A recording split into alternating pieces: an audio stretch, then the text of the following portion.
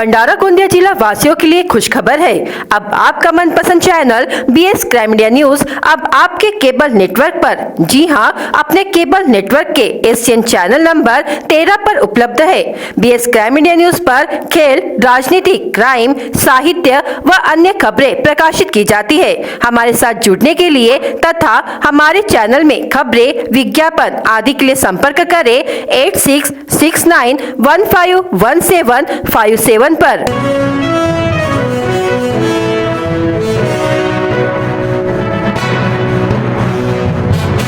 नगर परिषद के कर्मचारियों के सामने बीटीबी की अवैध वसूली चोरों पर।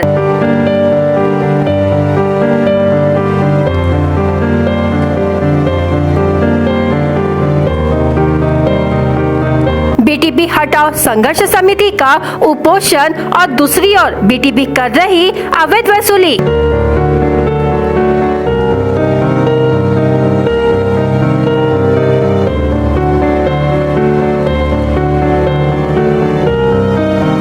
नेताओं और अधिकारी के सहयोग से बीटीबी कर रही किसानों का शोषण।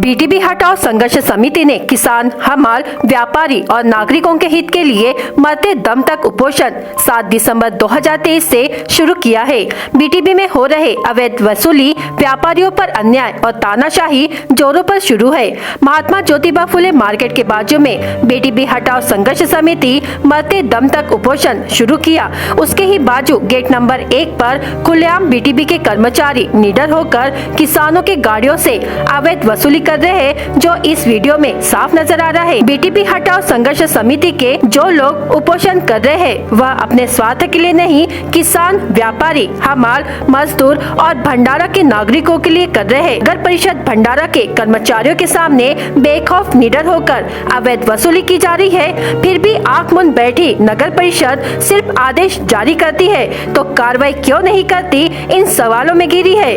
नगर परिषद के अधिकारियों की गलतियों के कारण 2012 और 2015 में बंडू पारापात्रे और बीटीबी के नाम से करारनामा किया गया था, जिसमें नगर सेवक नगराध्यक्ष ने बीटीबी से साठगांठ कर 10 सालों से किसानों और व्यापारियों का शोषण किया जा रहा है। फिर भी शासन प्रशासन मौन है।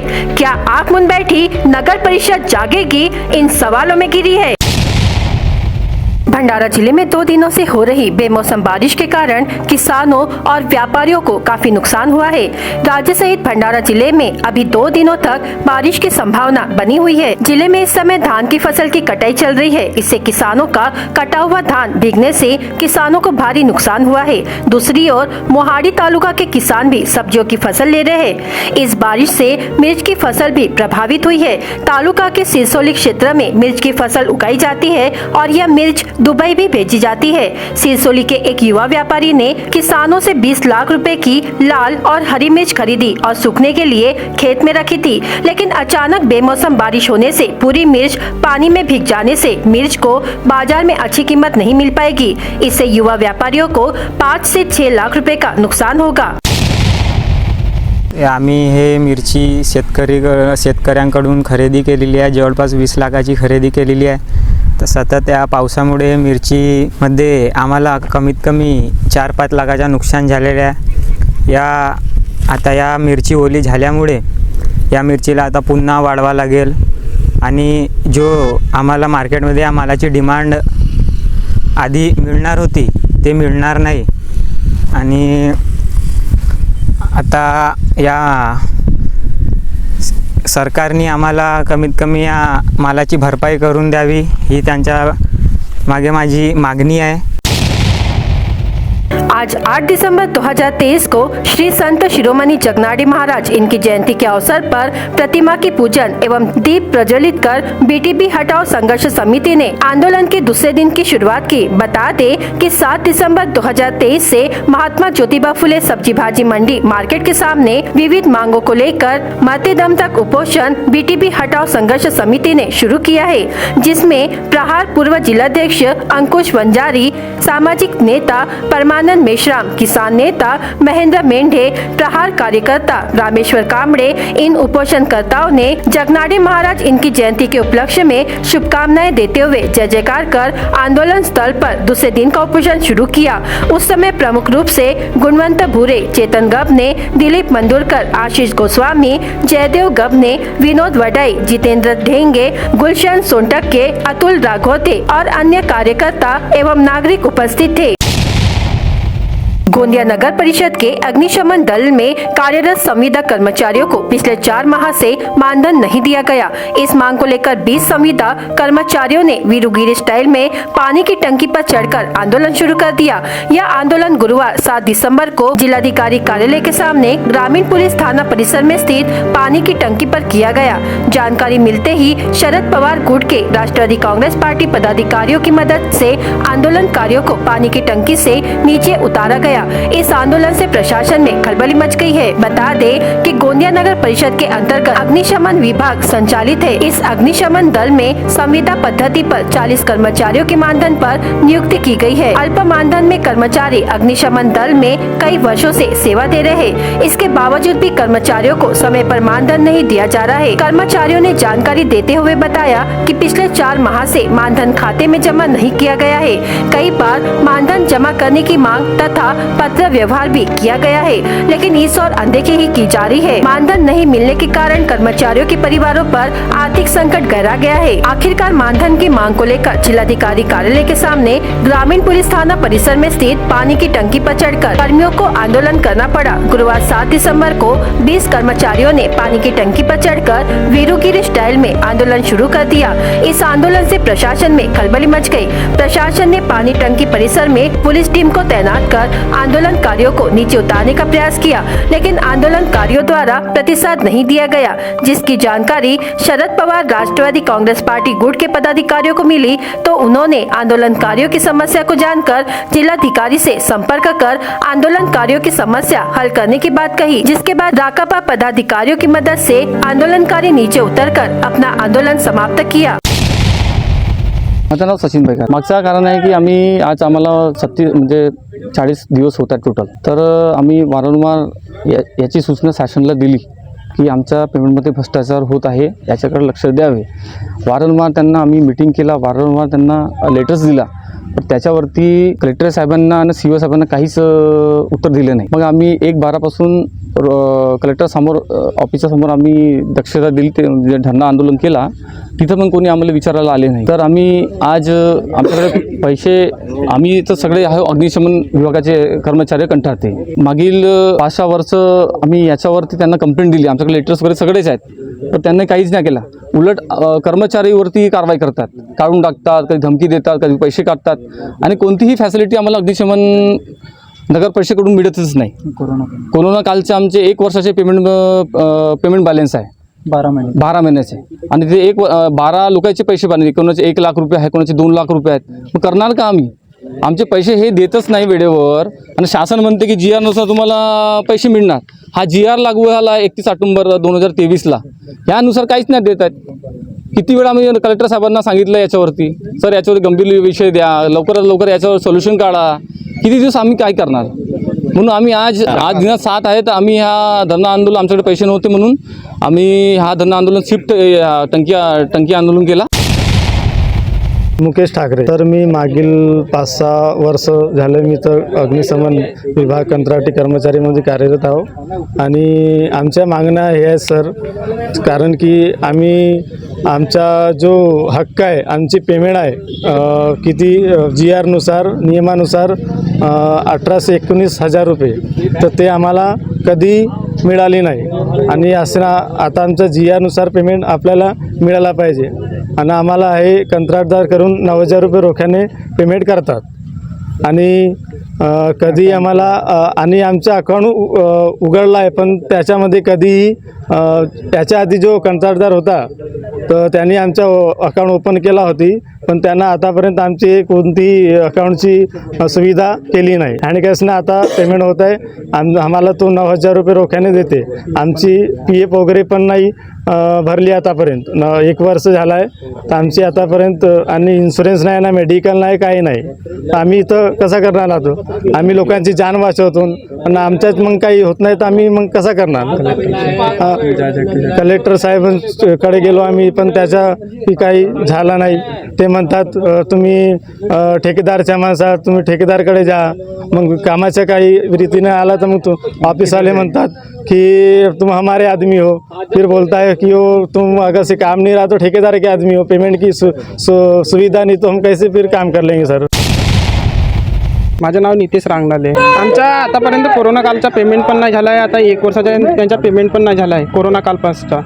ना कलेक्टर साहेबांना 5-7 वेळेस निवेदन देऊन झालं पण दुर्लक्ष देत आहे. ना जो को तो GR आहे GRच्या अनुसार पेमेंट पाहिजेत पण GRच्या अनुसार पेमेंट नाही होत आहे. आम्हाला आता सध्या 9,000 रुपये हँडकॅश मिळत आहे पेमेंट पण ते पण बरोबर महिन्यात नाही मिळत आहे. GRच्या अनुसार 18-19 हजार रुपये GRच्या अनुसार आहे पेमेंट पण ते GRच्या अनुसार नाही 9,000 रुपये देत आहेत. ना अर्धे पैसे कुठे जातात काही माहीत नाही. ते सगळ्यांचा भ्रष्टाचार आहे आणि कॉन्ट्रॅक्टरचा थ्रू होतो. जय अंबे संस्था आहे त्याच्या थ्रू ते आम्हाला पेमेंट होत होता. भंडारा शाहपुर में विकास भारत संकल्प यात्रा का कार्यक्रम संपन्न करने के बाद राज्यपाल ने कोरम्बी स्थित जय मां पिंगलेश्वरी माता मंदिर का दौरा किया है.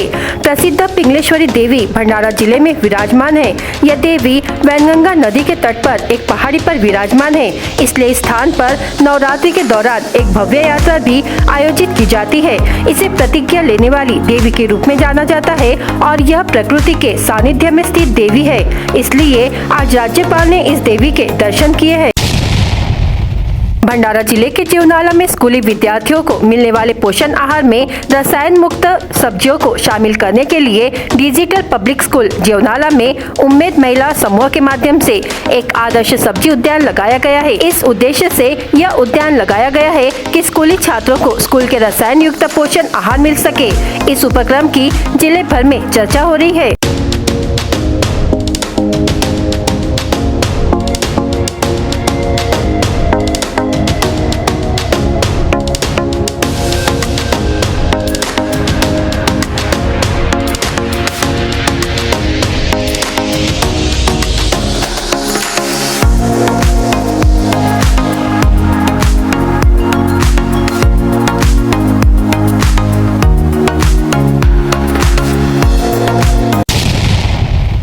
बाघ ने एक गाय का शिकार कर लिया है. यह घटना आष्टी गांव से सटे जंगल के कंपार्टमेंट नंबर 1 में हुई. बुधवार 6 दिसंबर को दोपहर करीब 2:30 बजे के दौरान हुई इस घटना ने पूरे परिसर में डर का माहौल निर्माण कर दिया है. पिछले सप्ताह आष्टी गांव के गन्ने के खेतों में किसान के बकरे का भी शिकार बाघ ने किया था.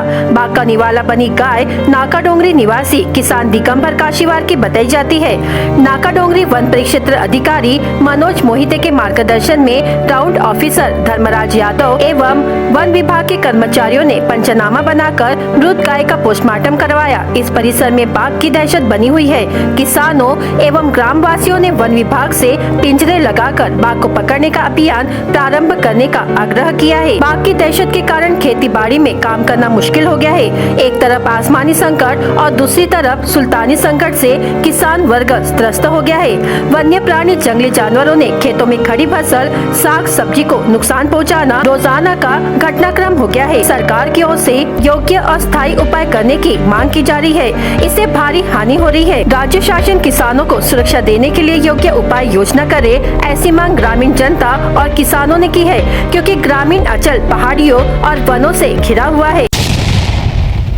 अमरावती जिले के रिद्धापुर में स्थापित किए जा रहे मराठी भाषा विश्वविद्यालय के लिए भूमि अधिग्रहण के कार्य को तेज करने के निर्देश उच्च व तकनीकी शिक्षा मंत्री चंद्रकांत पाटिल ने दिए. उन्होंने विवि को लेकर अधिकारियों के साथ मॉरिस कॉलेज में समीक्षा बैठक ली. इसमें विभाग के प्रधान सचिव विकास चंद्र रस्तोगी, अमरावती के जिलाधिकारी सौरभ कटियार, विभागीय उपायुक्त गजेंद्र बावने, रिद्धापुर के महन कारंजेकर, वाइन देशकर, उप सचिव अजित बाविस्कर, सह सचिव प्रताप कुंभाल, संचालक शैलेंद्र देवलाणकर, सह संचालक प्रकाश बच्छाव, डॉक्टर उमेश काकड़े, संतोष चौहान, प्रशासन अधिकारी डॉक्टर प्रभु दौड़ने आदि उपस्थित थे। मराठी भाषा विश्वविद्यालय की मांग वर्षों पुरानी है। इसके लिए शासन ने समिति गठित की। समिति ने रिपोर्ट दे दी है। विश्वविद्यालय में विविध ज्ञान शाखा पाठ्यक्रम संचालित करते वक्त छात्रों को रोजगारक्षम कैसे बनाया जाए, इस पर विचार किया गया है। जमीन अधिग्रहण के बारे में कटियार ने पर्याप्त सुझाव दिए। इसमें ई क्लास जगह के लिए वन विभाग की भूमि अनुकूल नहीं होने की बात कही गई है। उपविभागीय अधिकारी से भूमि अधिग्रहण करने के बारे में नियम व शर्तों की पड़ताल करने के निर्देश दिए। उपलब्ध जगह जिस विभाग की है उनसे अनापत्ति प्रमाण पत्र हासिल करने की प्रक्रिया करे। अधिग्रहण के बारे में किसानों को अवगत कराए। साथ ही संपूर्ण रिपोर्ट प्रस्तुत करने के निर्देश दिए। भूमि अधिग्रहित कर जून 2024 से विवि शुरू किया जाएगा। पिछले 2 दिनों के बाद तीसरे दिन गुरुवार को बेमौसमी बारिश ने राहत प्रदान की है। बारिश ने रात भर बरसकर अपनी कसर पूरी कर ली है। 6 दिसंबर और 7 दिसंबर की पूरी रात रिमझिम बारिश की फुहारें बरसती रही। भंडारा जिले में 40 राजस्व मंडल है और सभी 40 राजस्व मंडलों में कहीं पर जमकर जलधारा बरसी है तो कहीं पर बारिश की रफ्तार धीमी रही है। 7 दिसंबर की सुबह बारिश बंद हुई तो फिर बारिश के दर्शन नहीं हुए। इसके बाद भी पूरे दिन बदरीला मौसम बना रहा। सूरज के एक पल के लिए भी दर्शन नहीं हुए। मौसम का मिजाज भी बदला बदला सा रहा है। इस मौसम ने लोगों को अपने घरों में डूब के रहने को मजबूर कर दिया।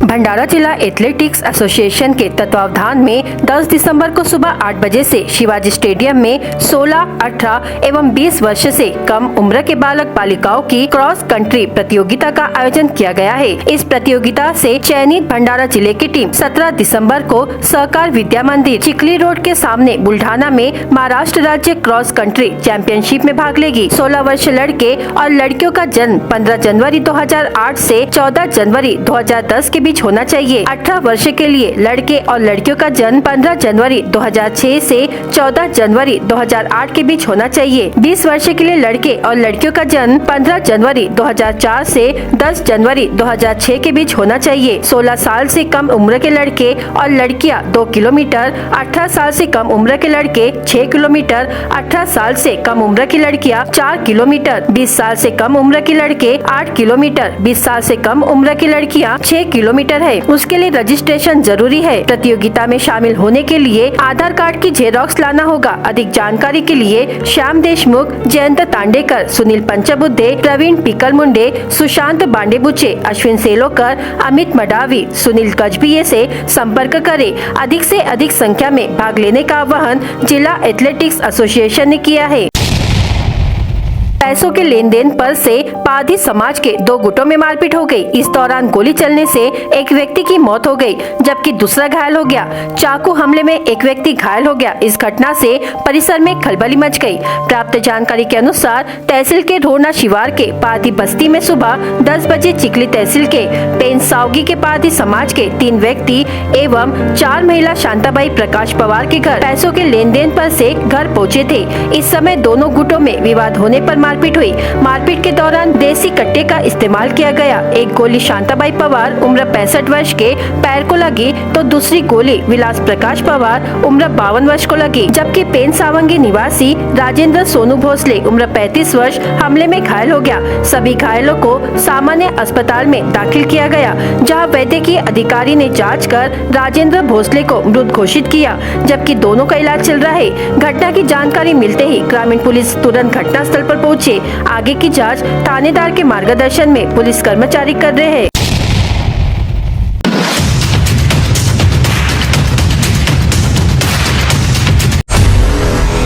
महाराष्ट्र विधानमंडल के शीतकालीन सत्र के पहले दिन विपक्षी दलों के नेताओं ने किसानों को अब तक आर्थिक मदद नहीं मिलने पर जमकर हंगामा किया। विधानसभा की सीढ़ियों पर विपक्ष ने किसानों के मुद्दे को लेकर जोरदार नारेबाजी की।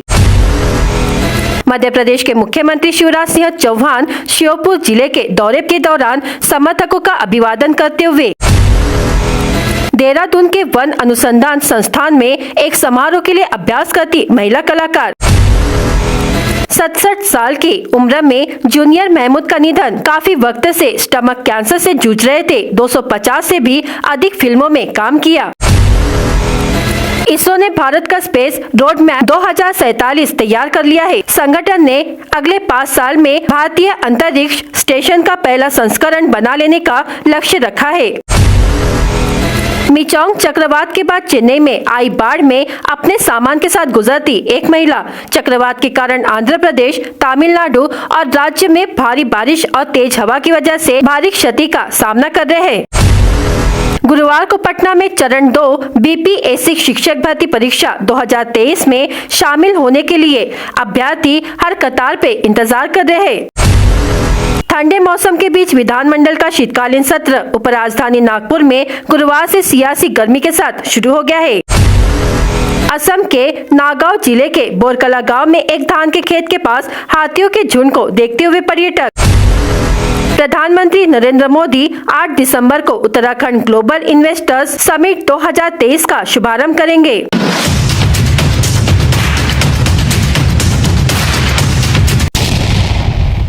बीएस क्राइम इंडिया न्यूज आपके सामने पेश कर रहा है भंडारा क्राइम वारदात। हर जुर्म से हम आपको कराएंगे अवगत।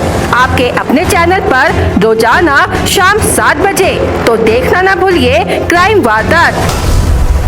बाहर गांव गई महिला के घर से चोरों ने 6,700 रुपए का सामान चोरी करने की घटना पंचशील वार्ड साकोली में घटी। वंदना भगवान दास रंगारी उम्र 58 वर्ष बाहर गांव गई थी। जब वह घर लौटी तो अज्ञात चोर ने घर से 6,700 रुपए का सामान चोरी कर लिया। शिकायत के आधार पर साकोली पुलिस ने मामला दर्ज कर लिया है।